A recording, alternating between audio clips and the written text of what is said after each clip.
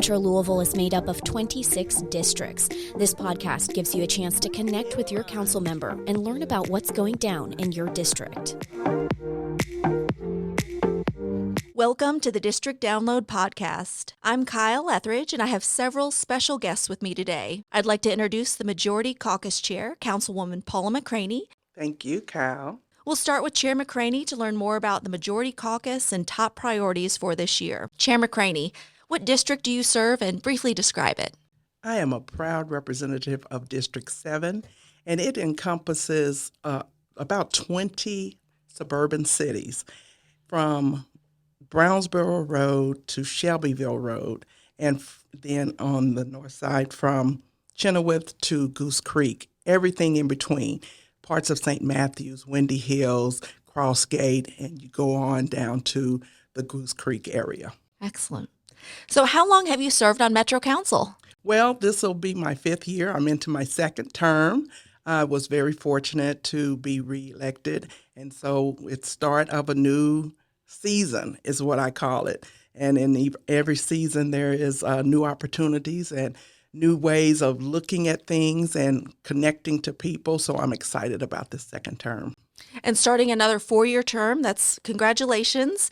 And also, you are now in a new role as caucus chair. And so if we can share with the listeners a little bit about what is a caucus and what does a chair do? Well, isn't that interesting? If you've ever seen any of the Senate, like at the congressional level conversations, they have the Republican caucus and they have the Democratic caucus. And what a caucus does is what the term actually talks about, is to get together, put your heads together, and talk about the things that are important to your particular constituents. And so I am over the Democratic Caucus, so that means the 17 Democrats, including myself, will get together and talk about the agenda for the council meeting and all of the intricate details of perhaps an ordinance. And it is my job as the caucus chair to be the whip, if you will, and that person is the rallying of the people, that the person that will get together with all caucus members at one particular time and try to understand what their needs are, what their desires are, and try to see if we can kind of come together as one and advance an ordinance or advance a cause. So I'm excited about this new role. In the beginning, when I was first elected for this, I was accepting condolences. Well, I was going to say, it sounds like a very big job and a very important job. So I'm glad we have someone like you in that position. What made you want to run for caucus chair? I just thought that there was an opportunity for me to bring in a different type of leadership style. And my style is one of collaboration. I love talking to people. I love understanding their needs. And I love trying to come together as one. And not that we've not always done that. That's what the caucus is about. But I just bring a unique skill to the table, I believe. It's because, I'm a communications expert. I would think, but not really expert at it. But that is my background in a nutshell, and in management as well. And so I think that to get 17 people in line to think about and collaborate together is a difficult task. And I wanted to give it a try to see how I could bring my management skills, my communication skills all into one and help my constituents through rallying all of the caucus members of the Democratic Party so that we can all kind of help our constituents. And so, we'll see. So far, so good. Well, we're only about 2 months into the year. What have you learned that you all want to accomplish as a caucus this year, or maybe some of your top priorities? Well, one thing I shared with the caucus is that we need to communicate more to our constituents to educate them on what we do, versus what the administration does. Oftentimes we get emails and they are asking us to do certain things within the community, and they don't understand that we are legislators. We don't do the administrative part. We review the administrator's budget, the Louisville Metro government's budget, and we approve the budget. Now, what they do with that money once we've approved it is for them to decide. But oftentimes our constituents think that we're over public safety and we regulate the Louisville Metro Police Department, and we are responsible for the Department of Public Works, but we are not responsible for those entities. We collaborate and we work with them, but it is the mayor's office that regulates all of the departments and the actual doing of the things that the constituents are most interested in doing, picking up my trash, fixing my sidewalks. We are the conduit to making sure it happens as far as contacting those areas to make sure they're in line with their plans, but we don't execute those things. And so I want our caucus to be very intentional in putting in their newsletters and hosting their community neighborhood meetings and educating the community on what it is we do. I think education is huge, in all of Louisville. We want to make sure we're bringing the information that Metro provides to our constituents. And so I think that's a great priority this year. I know, too, we've done a couple caucus meetings at this point. I know you're bringing some extra flair. Do you want to share that with folks? Well, a couple of things. We're going to start doing some tours. We're going to go to each other's district and really see the details of what they're dealing with. Every district is different.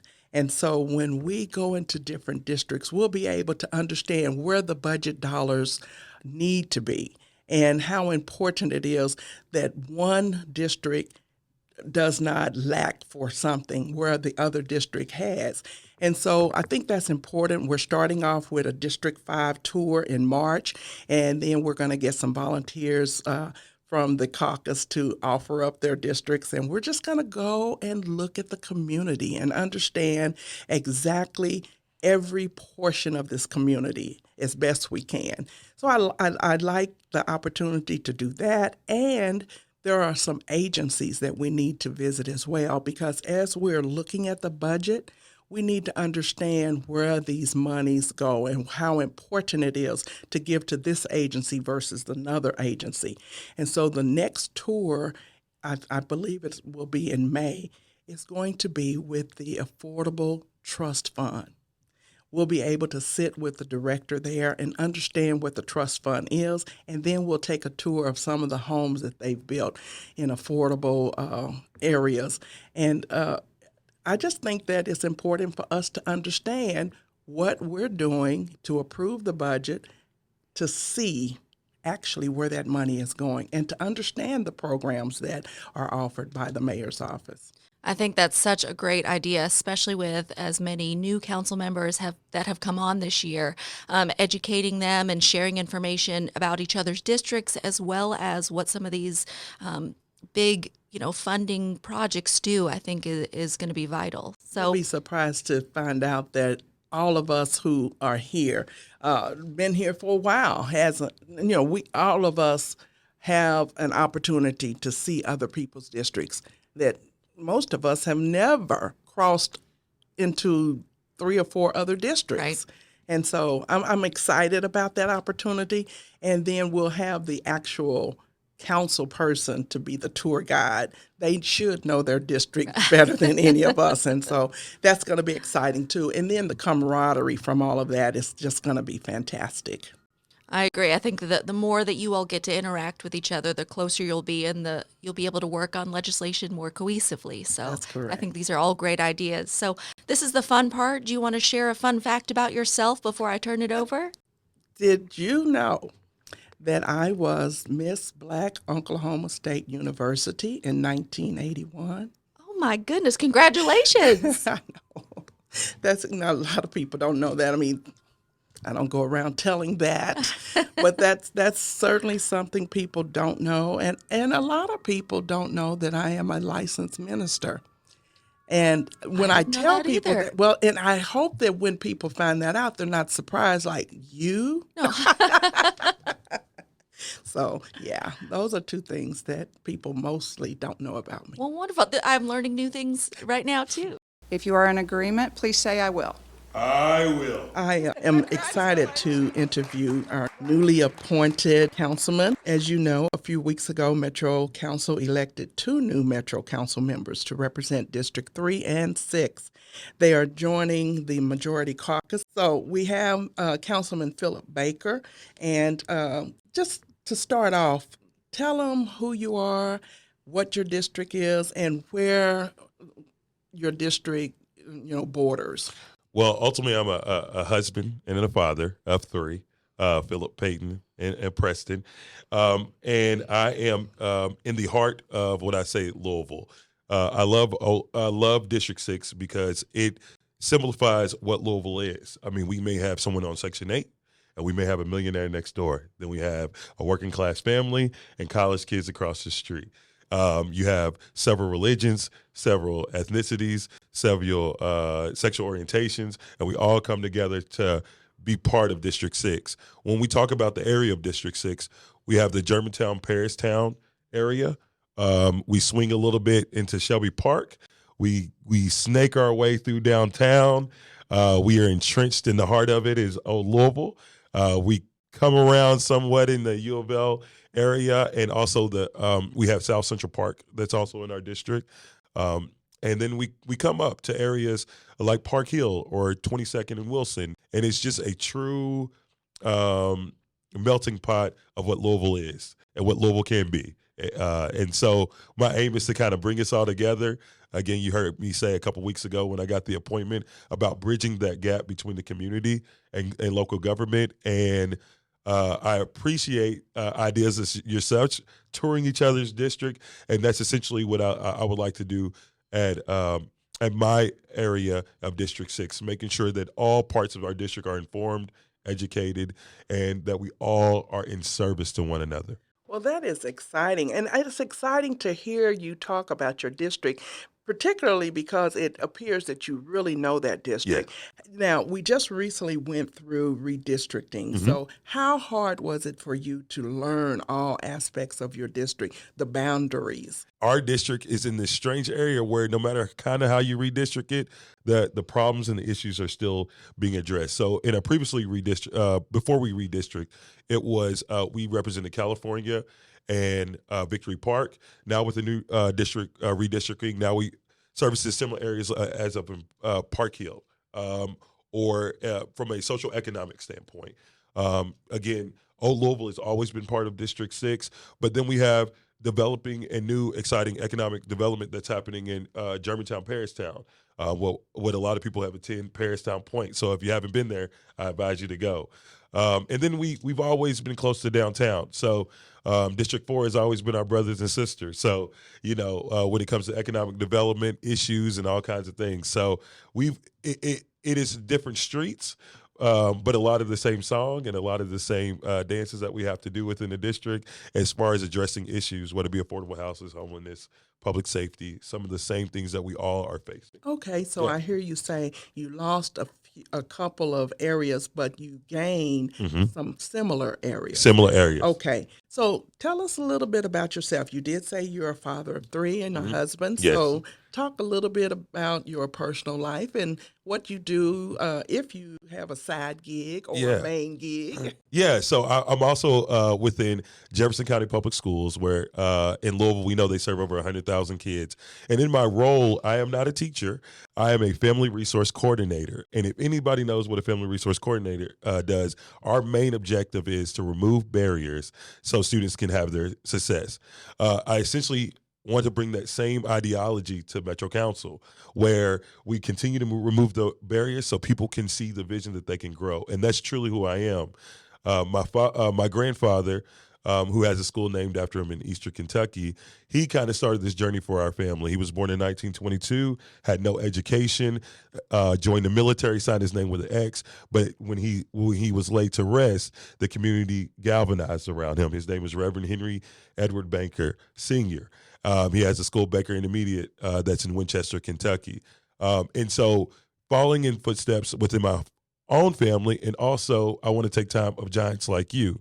Before, a lot of people don't know, Councilwoman McCraney has always been kind of a staple in the community for young men like me, who always gave somebody, said, if she can do it, then I can do it. Always nice. And yes, Councilwoman, I want to give you your flowers while you're here. Councilwoman would always give you a listening ear. She wouldn't tell you what to do. She wouldn't even tell you what she would do. But she would always have an encouraging ear, and you know that, and listen to, and she was always somebody who gave a listening ear, just like she does to her constituents, no matter who they came across. And so, seeing that as a little boy growing up in Louisville, Kentucky, those are the figures of people that, to me, that I wanted to emulate, and I was blessed to be around those people. You never know when you touch that water of what that ripple does to someone's life, if you get what I'm saying. And so my aim is just to continue to put my hand in that water and ripple one neighborhood associate at a time, one corner of the district at a time, and let's see where those ripples go. I'm excited to hear you talk because it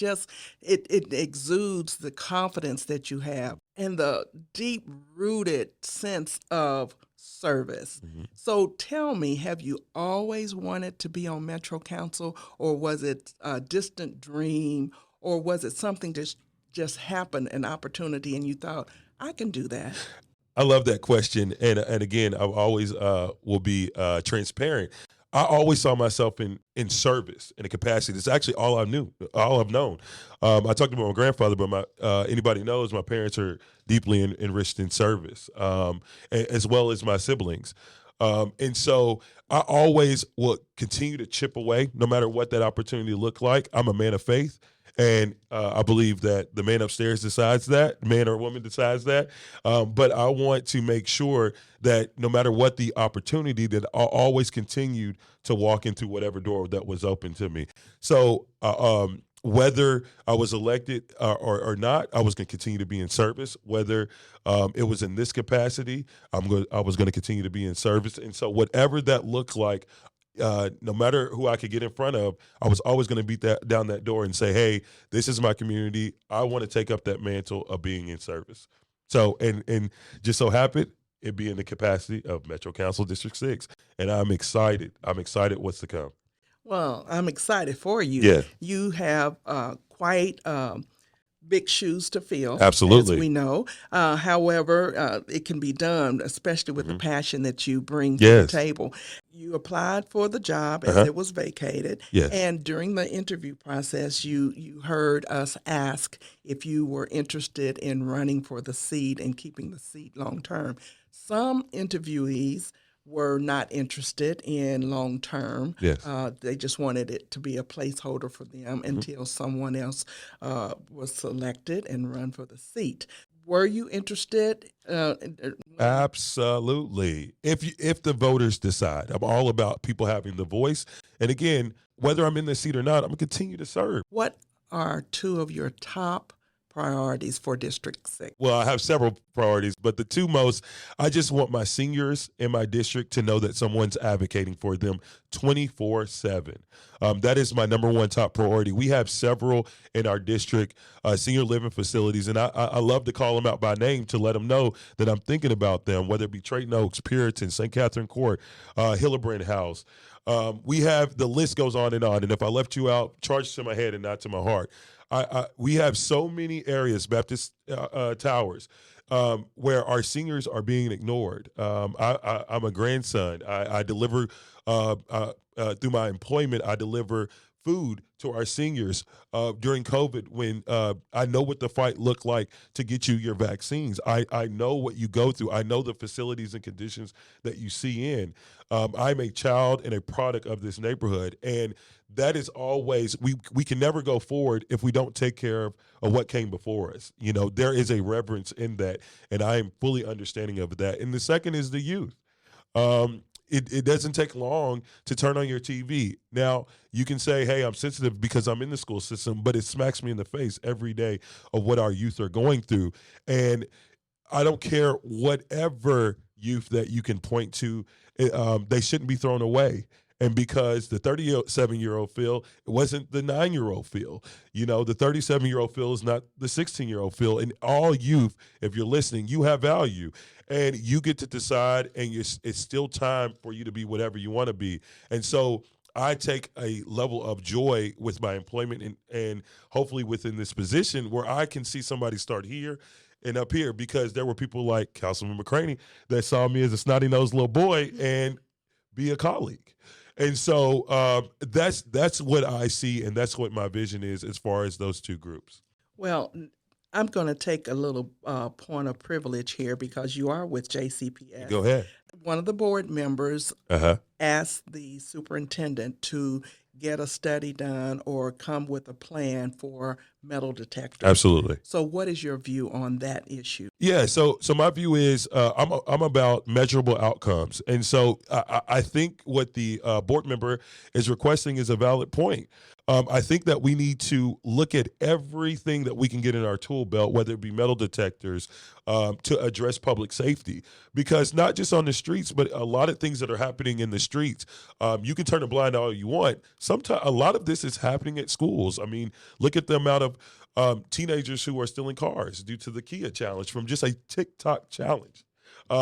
Look at some of the violence. A lot of it is just, you would be surprised that he say, she say.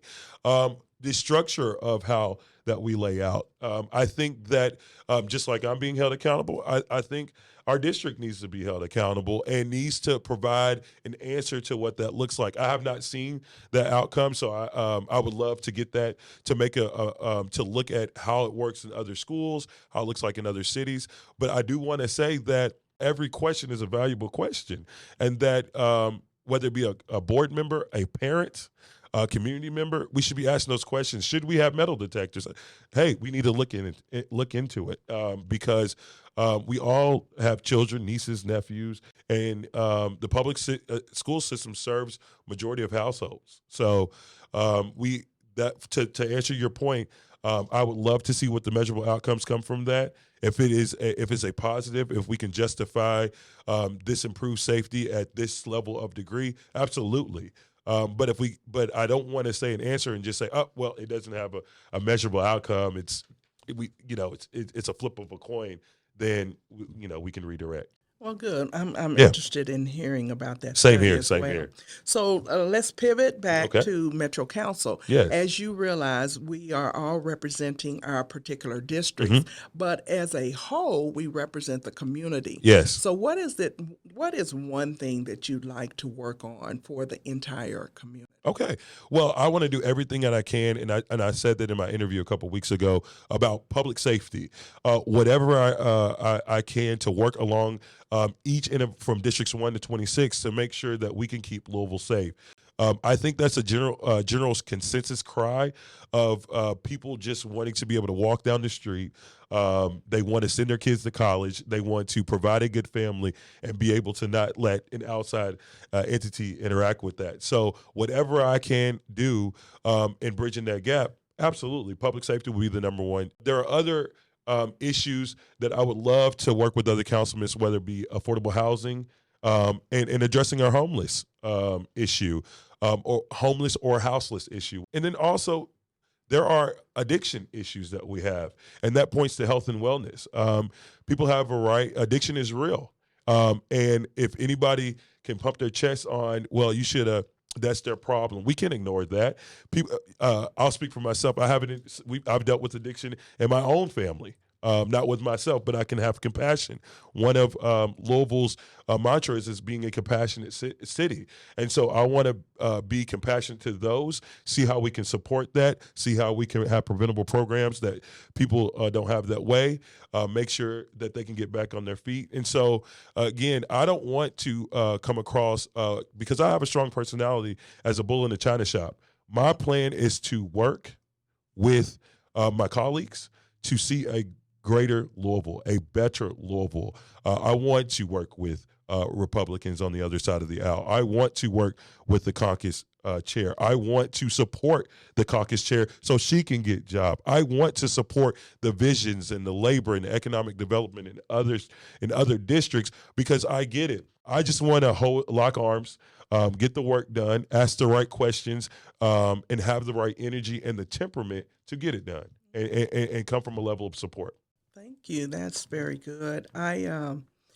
As I listen to you, I think back to one of my goals as caucus chair, and that is to educate the community. Yes. So as you talk about partnering and coming up with programs, I think that's where the lines get blurred a little bit. Absolutely. We want to create programs, or we want to work with people Yes. in creating programs. So explain how that fine line is drawn between what we're responsible for as council Absolutely. members and how you can affect change, such as public safety and economic development, Yeah. without doing the task yourself. To explain to the listening audience where that fine line is, where we actually can come in and affect change. Yeah. So I definitely get your point because a lot of my friends always are asking, like, what is planning and zoning? And they're talking about CRs and things like that.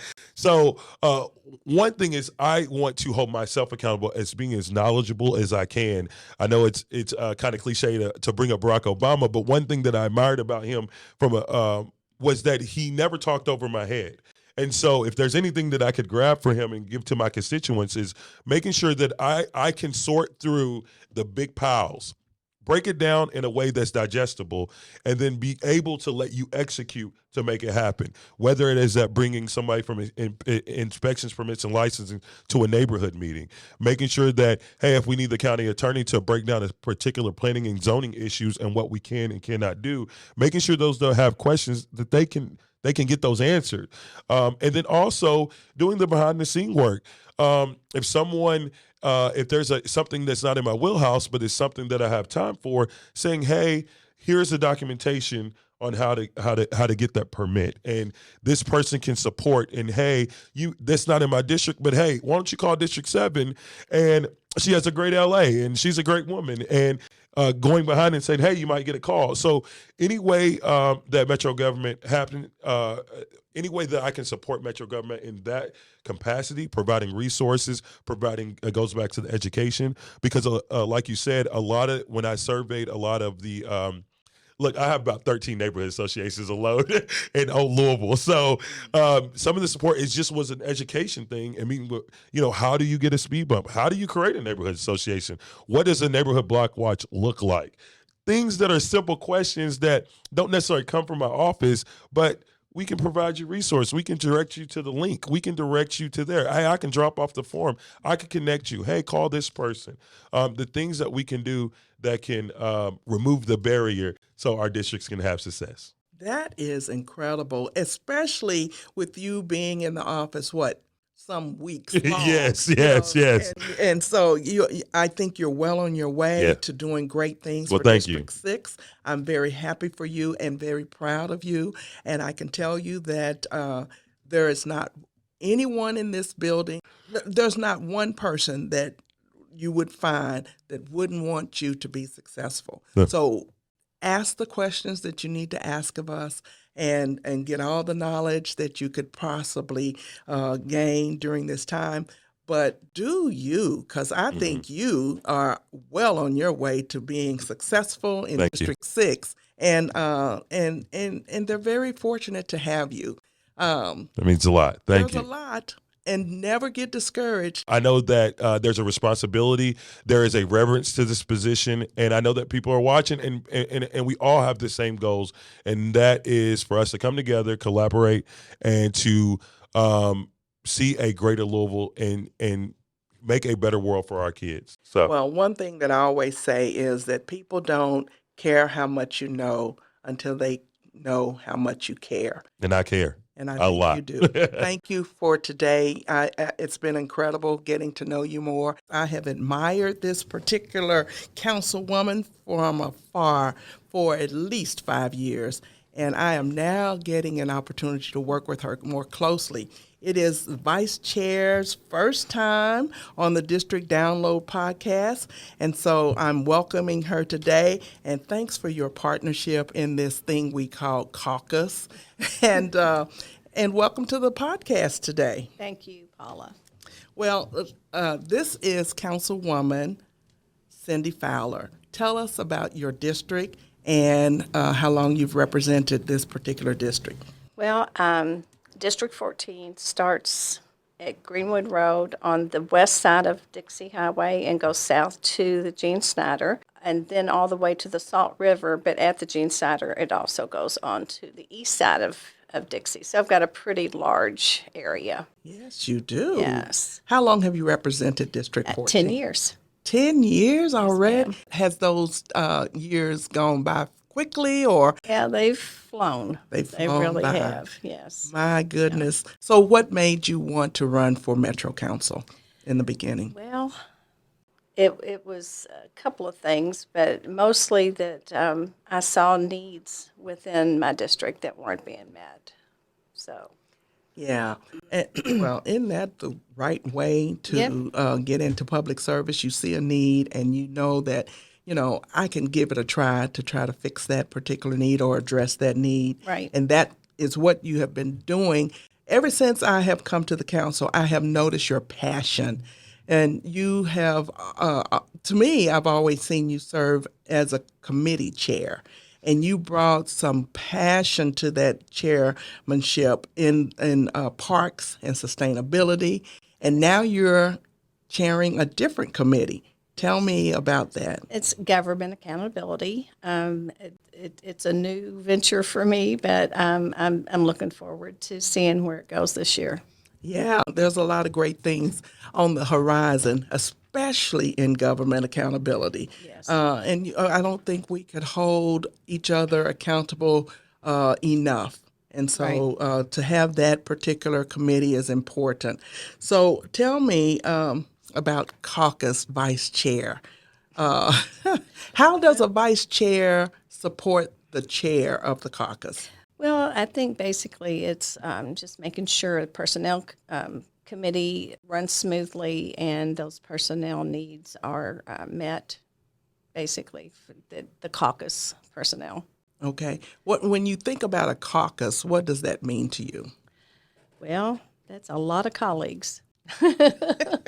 A lot of colleagues. And, we just need to work together and make sure things run smoothly for the council. Yeah, that really is it. And so if both caucuses are caucusing, talking together and kind of understanding what the priorities are, I think the council runs more Right. smoothly. Yes. I think you're absolutely correct in that. So tell us, what is one thing you want to accomplish this year, not as a council person, but as vice chair of the caucus? Just continuing to make sure that we are a caucus united together. I think that's what's so very important to our caucus, that we come out and agree on things for the most part. It doesn't always happen, and it can't always happen, but that's the goal.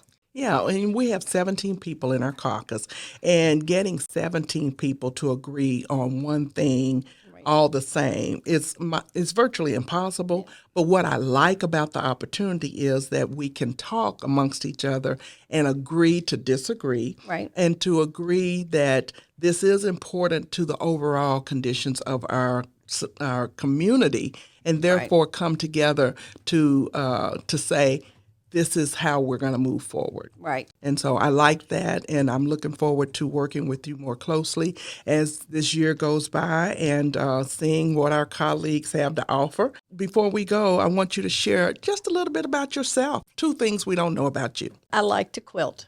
Oh, I I did not know that. Yeah, I took 3 quilts to the quilter yesterday for my grandkids. So my goal this year is to get all of the grandchildren their quilt finished. So 3 of them got them for Christmas, and then I've got a great grandbaby. So yeah, but I want to get my daughters and my son a quilt made. this year too. So we'll see. That is There's not a amazing. lot of time, but that's what I do when I have some extra time. Oh, that is amazing. What else don't I know about you? Well, I love farms, and I like chickens, and I like to grow vegetables every summer, and I can make jellies and relishes. It's just what I like to do. Wow, a woman of many, many talents. Many talents. And that is amazing because I do know that you were the idea person behind the chili cook-off that we had one year. And I had fun making some chili and participating in that. It was a huge success. Well, I'm hoping that this coming Thanksgiving, prior to Thanksgiving, we're able to do that again, and we get a little bit more participation than we got this year. But we have to start somewhere. Well, I have enjoyed this time together, and I'm looking forward to many, many more podcasts with you as caucus chair and caucus vice chair. So what do you think? I'm game. I'm game. I'm game. too. Yeah, let's do it. Okay, Yeah. thank Metro you. government, and be faithful and true to the Commonwealth of Kentucky so long as I continue a citizen thereof. Next, I'd like to introduce Councilman Kumar Rashad. Hi, Councilman. Welcome to the District Download. Oh, thank you very much for this invitation. I appreciate you. So you were appointed by Metro Council a few weeks ago to serve District 3, and out of 9 applicants, you were chosen for this seat. So congratulations. Thank you. Thank you very much. I'm sure it's been a whirlwind so far. Wow. Yeah. Wow. Right. Just to let you know, this is an opportunity for listeners to get to know you and understand your priorities for the district. And so I'm just going to jump right in, and we're going to start with some questions just about you and the district. All right. Let's do it. So can you briefly describe your district and some of the neighborhoods you represent? Oh, yeah. I'm in District 3, and District 3 is largely comprised of Shively, Park Hills, a little bit of Berry Boulevard, but it is very diverse in District 3. We have really really nice spots. I mean, just like nice golf course, good park there in Shively, but we also have our challenges as well. And I know that our community and our people really have a lot of ideas on how to uplift our area, and that's what I want to help them do. Well, great. We're excited. Excited you're here serving the district. So tell me about yourself and your background prior to seeking office. Oh, wonderful. Well, I'm a high school math teacher here in Jefferson County Public Schools. I've been teaching for 20 years here in Jefferson County as a math teacher, and I also teach a course called Developing Black Historical Conscience. So I do a little bit of history class as well. I'm very active in my union on the local, state, and national level with the Jefferson County Teachers Association as a representative, board member representative on the Kentucky Education Association board, which actually ends this year. That term ends this year, so it was perfect timing. And I've done a lot of policy building on for the National Education Association.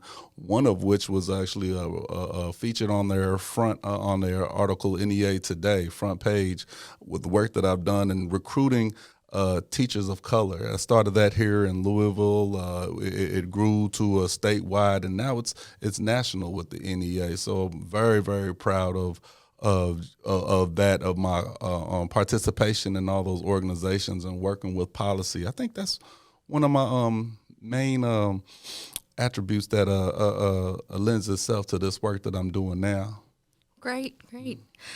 So have you always wanted to be on Metro Council, or was this something you decided after the seat became vacant in January? Oh, honestly, I ran for Metro Council 4 years ago.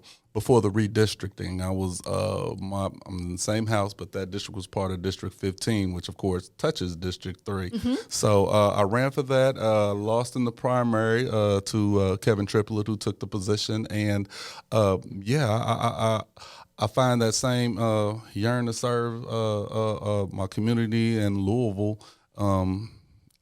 Just as powerful at this point in my life, which is amazing because it was a great opportunity because I had no intention of running for this position, especially since I really supported Keisha Dorsey, and I thought that she'd be here forever. So I never thought I would get this position. But as soon as it opened up, I felt like it was the perfect fit. I've run into Keisha a few times, Miss Dorsey, a few times in my role as my former role, so I had to resign, the alcohol beverage control officer of Shively. So we would meet at the Shively City Hall meetings and just talk about her perspective of the district. And I just, I thought that our ideas really aligned. That's great. Well, we're really excited, and it's nice to know someone is representing the district who has been involved in the district for a while. Yes. So I think the constituents of District 3 are going to be really excited and welcome you serving in this capacity. Well, I'm excited. I just can't wait to meet everybody. There's so many people I haven't met yet, so I got to go out and meet a whole lot of other peoples. Really starting off with a lot of the neighborhood presidents. I got to talk to one earlier today, and just can't wait to meet them, meet all the folks in their local churches, and just any community events that come up. I plan to be very visible, and I want people to see that I'm working for them. Well, we know you will. Yes. Talking about working for them, what are maybe 2 top priorities you have for the district? Oh, okay. Well, wonderful. One, It's coming from my teacher side. In my role, I not only teach, I've been a mentor of a program called Men of Quality, a youth mentoring program. And then for my school, it's really serving at-risk students of color mostly. And, I think that programs like that should be expanded across the district. We should have, focus on these children, have a bigger mentorship program in collaboration with some that are already out there, and really just find more activities for our kids to do, because there's not a lot for them to do in our district at this point, and they really need something to do because, idle mind is the evil playground. Yes, yes. So that's one. Number 2 is, I see when I drive around, I see a lot of boarded up houses. I see a lot of vacant buildings that really need repair. And again, from my teacher mind, I know that we have a lot of students and children who need to learn how to revitalize, refurbish, just really learn how to fix up houses and just really learn the business of real estate. I have a lot of students that really want to learn that. And I think that these areas provide a perfect opportunity for just the community to learn how to, renovate their own neighborhoods. Well, it's great that we have a perspective of a teacher, because we're going to be tackling issues on a different level and hopefully being able to come up with different solutions. So we're excited for that. Thank you. So thinking about the community as a whole, Yes. Is there something you'd like to work on for all of Metro Louisville? Maybe something in regards to youth, maybe not just on the district level, but more community-wide, or is there something else? Well, actually, with that, I definitely want to expand the youth mentoring program and other different services for the youth, including, perhaps coming up with thinking about places to put a community center or, a community center or, just different avenues for the kids to really learn something after school. And not just learn something, just to have something to do. A community center would have a place where they could go play, have fun, learn some job training skills, learn different classes that they don't really normally get in school. And that's in addition to, we really need to invite more businesses to our district, and that's really one of my main focuses. One of our district wide is really just to invite more corporations, businesses, sponsors that will help uplift the neighborhood, and because we see. Yesterday, I was right there in Southland Terrace, and we have a food desert right there. The old Kroger has been shut down, and it's sitting there, and there's no real food place in my district. You wouldn't have to go shopping, have to go Kroger somewhere else. So, Right. so we need that, and it's a tragedy for folks. You know, you got a Walgreens that's shut down, and you know that's a tragedy for folks. People really need these opportunities, and when I look at that Kroger that was shut down out there, what I like to see is a new shopping center, or that could be a good spot for a community center, or it could be a good spot for a movie theater, or you know, just there's so many different opportunities that we have at these vacant spots that we have to uplift the neighborhood. Because I think that when people see that you're trying to revitalize the neighborhood, they take more pride in it. And when they take more pride in it, you don't see people littering in as much up and down the sidewalks like you see in the areas that I just suggested. So absolutely. So we got a lot of work and a lot of building to do. Yeah, I bet community members are going to be really excited, though, to hear about these ideas and some of your priorities for the district and the community, because they're much needed. And so we're looking forward to that. Well, thank you. So finally, this is the fun part. Yeah. Do you want to share a fun fact about yourself Yes, that maybe I do. we don't know? Oh, okay. Well, yeah, a couple of fun facts. First, I am 1 out of 11 children. I'm number 3 from the top. My goodness. Yeah, I'm number 3 from the top. But right now, I mean, that's a fun fact. But I'm married right now to my wonderful wife, Natalie, who's also a teacher. She's a math teacher at here in JCPS at WEB Du Bois, the Males of Color school program. Excellent. She loves it there. But I think the most fun fact is, well, I don't have kids, but I do have a fur baby. My dog, Jack, he's a mix between a Jack Russell and a Beagle. And what's amazing about him is that Jack can climb trees. And I've trained Jack to climb trees. He'll do anything for a tennis ball. And I should be able to post some of these videos of him climbing the trees because it is an amazing thing. We definitely need to post one of these videos. So what size tree are we talking about? Yeah, he can get to trees taller than me, 6-7 feet. He can get up there. He can definitely get up there. And he's, you know, he's like a Rashad. He is a Rashad, Jack Rashad. And, you know, he gets stuck on a tree and he'll just climb and keep pushing and keep climbing. He'll persevere. And he won't quit. Yes. Yeah, he won't quit. So I love that about him. And, you know, I hope that Natalie got home to let him out of his cage right now. So that'll be good. Well, you heard it here first. You've got to pay attention to our social media sites. We will be getting a video of Jack climbing a tree. Absolutely. And we can see that. That'll be really fun. All right. So, Councilman, thank you so much for your time today and taking time out of your busy schedule to join us. Thank you. Please invite me back soon. So this concludes today's episode. We'll be back on Tuesday, March the 7th. Until next time, and thanks for tuning in.